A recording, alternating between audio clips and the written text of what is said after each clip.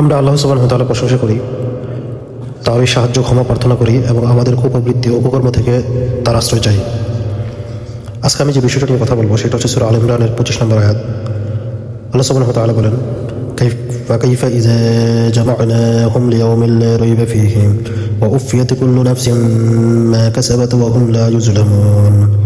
তবে কেমন হবে তাদের অবস্থান যখন আমি তাদের এক দিবসে একত্র করব, যার বিষয়ে কোনো সন্দেহ নেই, এবং প্রত্যেক প্রাণকে যা সে অর্জন করেছে তা পুরোপুরি প্রদান করা হবে, আর তাদের কোনো জুলুম করা হবে না। এই আয়াতে আল্লাহ সুবহানাহু ওয়া তাআলা আমাদেরকে সতর্ক করেছেন কিয়ামতের দিন আসবেই এবং আমরা সবাই সেই দিনে একত্র হব।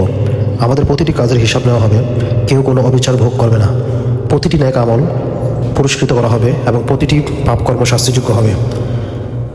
সাল্লাল্লাহু আলাইহি ওয়াসাল্লাম, রাসূল সাল্লাল্লাহু আলাইহি ওয়াসাল্লাম বলেন, জাহান্নাম থেকে বাঁচো যদিও একটি খেজুরের অর্ধেক দান করার মাধ্যমে হয়। আল্লাহ সুবহানাহু ওয়া তাআলা সূরা আল ইমরানের 102 নম্বর আয়াতে বলেন, হে মানব জাতি, আল্লাহকে ভয় করো যেমনভাবে তাকে ভয় করা উচিত, আর মুসলিম অবস্থায় মৃত্যুবরণ করো। আমরা এ আয়াত ও হাদিস আমাদেরকে বলে দেয় ছোট ছোট ভালো কাজকে অবহেলা করা যাবে না এবং প্রতিটি কাজেরই প্রতিদান রয়েছে। আমরা নিজেদের আমলনামা বিশুদ্ধ করি, পাপ থেকে তওবা করি এবং নেক আমল বেশি বেশি যেন করি এবং অপরকে করার জন্য উদ্বুদ্ধ করি। সূরা আল ইনফিতরের 19 নম্বর আয়াতে আল্লাহ সুবহানাহু ওয়া তাআলা বলেন, সেদিন কোনো প্রাণী অপর প্রাণীর কোনো উপকারে আসবে না এবং সেদিন সমস্ত সিদ্ধান্ত থাকবে আল্লাহর এখতিয়ারে।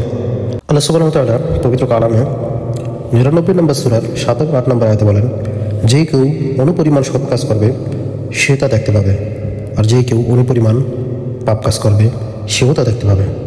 সূরা আল কাহফের 47 নম্বর আয়াতে আল্লাহ সুবহানাহু ওয়া তাআলা বলেন, হিসাবের কিতাব সামনে রাখা হবে, অপরাধীরা যা তাতে আছে তা দেখে শঙ্কিত হবে। এই কিতাব ছোট বড় কোনো কিছুই বাদ যায়নি, সবই লিপিবদ্ধ রয়েছে। সহিহ মুসলিমের বর্ণনায় রাসূল সাল্লাল্লাহু আলাইহি ওয়াসাল্লাম বলেন, নিশ্চয়ই আল্লাহ একটি পরমাণু পরিমাণও জুলুম করেন না, আর যদি সেটা নেক কাজ হয় তবে তিনি তা থেকে দ্বিগুণ করে দেন। সহিহ বুখারী বর্ণনায়, কিয়ামতের দিন মানুষকে এমনভাবে হিসাব দেওয়া হবে যেন আল্লাহ নিজে বলবেন, হে অমুক, আমি কি তোমার জন্য এটা করিনি, ওটা করিনি। তিরমিজি বর্ণনায়, তোমাদের প্রত্যেকের সাথে আল্লাহর কথা বলবেন, তার ও আল্লাহর মাঝে কোনো দোভাষী থাকবে না। এসব আয়াত ও হাদিস আমাদের স্মরণ করিয়ে দেয় যে কিয়ামতের দিন অবধারিত, আমাদের প্রত্যেক কর্মের হিসাব নেওয়া হবে এবং কেউ কোনো অবিচারের শিকার হবে না। কাজেই এই মুহূর্ত থেকে আমাদেরকে হিসাবের জন্য প্রস্তুতি হতে হবে। আল্লাহ সুবহানাহু ওয়া তাআলা সূরা আন-নাহলের 111 নম্বর আয়াতে বলেন, সেদিন প্রত্যেক ব্যক্তি তার নিজের পক্ষে ওকালতি করতে আসবে এবং প্রত্যেকের কর্মের পূর্ণ প্রতিফলন দেওয়া হবে, আর কারো প্রতি জুলুম করা হবে না। সূরা আনআমের 160 নম্বর আয়াতে আল্লাহ সুবহানাহু ওয়া তাআলা বলেন, যে কেউ একটি সৎ কাজ করবে তার জন্য রয়েছে 10 গুণ পুরস্কার, আর যে ব্যক্তি মন্দ কাজ করবে তাকে কেবল সেই পরিমাণে শাস্তি দেওয়া হবে, আর তাদের প্রতি জুলুম করা হবে না। সূরা আল ইসরার 17 এবং 13 নম্বর আয়াতে আল্লাহ সুবহানাহু ওয়া তাআলা বলেন, প্রত্যেক মানুষের কর্মকে আমরা তার গলায় ঝুলিয়ে দিয়েছি। কিয়ামতের দিন বলা হবে, তোমার আমলনামা পড়ে দেখো, আজ তোমার হিসাব গ্রহণের জন্য তুমি নিজেই যথেষ্ট। সহিহ মুসলিমের বর্ণনায় রাসূল সাল্লাল্লাহু আলাইহি ওয়াসাল্লাম বলেন, কিয়ামতের দিনে বান্দাদের মাঝে বিচারের রায় দেওয়া হবে, এমনকি সিংওয়ালা ও সিংবিহীন পশুর মধ্যেও ন্যায় বিচার হবে। মানুষ ছাড়াও পশুদের মধ্যেও বিচার হবে। আল্লাহর ন্যায় বিচার কত সূক্ষ্ম সেটা ভাবুন। অন্য বর্ণনা আছে সহিহ মুসলিমের, কিয়ামতের দিন মানুষ 3 ভাগে সমবেত হবে।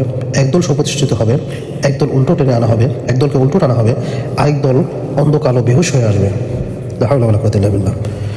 তিরমিজি বর্ণনায় আবু হুরায়রা রাদিয়াল্লাহু তাআলা থেকে বর্ণিত, তিনি বলেন, বুদ্ধিমান সেই ব্যক্তি যে নিজেকে হিসাবের জন্য প্রস্তুত করে এবং মৃত্যুর পরের জীবনের জন্য কাজ করে। প্রিয় ভাইয়েরা, কিয়ামতের দিন কেউ অন্যর হয়ে কিছুই করতে পারবে না। আজ আপনি আপনার পীরের দরবারে যাচ্ছেন, আপনি দরগায় যাচ্ছেন, আপনি আপনার হুজুরের কাছে যাচ্ছেন, আপনি ভাবতেছেন যে তার উপর ডিপেন্ড করে আপনার বিশাল পথ পাড়ি দিতে পারবেন খুব সহজে। ওয়াল্লাহি বিল্লাহি, সে সামান্য পরিমাণ আপনার কোনো ধরনের উপকার করতে পারবে না। আপনাকে সে বিপদগামী করবে, পথভ্রষ্ট হবে। সে নিজেও পথভ্রষ্ট গোমরাহী, আপনাকে পথভ্রষ্ট করবে। সেও জাহান্নামে যাবে, আপনাকেও জাহান্নামে নিয়ে যাবে। অতএব এখনই সতর্ক হয়ে যান। আমরা আল্লাহর কাছে ক্ষমা চাই, নেক আমল করি এবং এমন জীবন গঠন করি যেটা কিয়ামতের দিনে আমাদের রক্ষা করবে। অতএব একমাত্র আমাদের আল্লাহ সুবহানাহু ওয়া তাআলার উপর ডিপেন্ড ছাড়া, আল্লাহ সুবহানাহু ওয়া তাআলার উপর ভরসা ছাড়া আমাদের নেক আমলগুলো যেন বেশি বেশি করে আমরা আল্লাহ সুবহানাহু ওয়া তাআলার কাছে নিজেকে পরিশুদ্ধ করে একবার পরিপূর্ণভাবে ভালো মুসলিম হয়ে নিজেকে প্রতিষ্ঠিত করে আল্লাহর সামনে যেন দাঁড়াতে পারি, নত যেন হয়। আল্লাহ তাআলা আমাদের আমলগুলো কবুল করুন।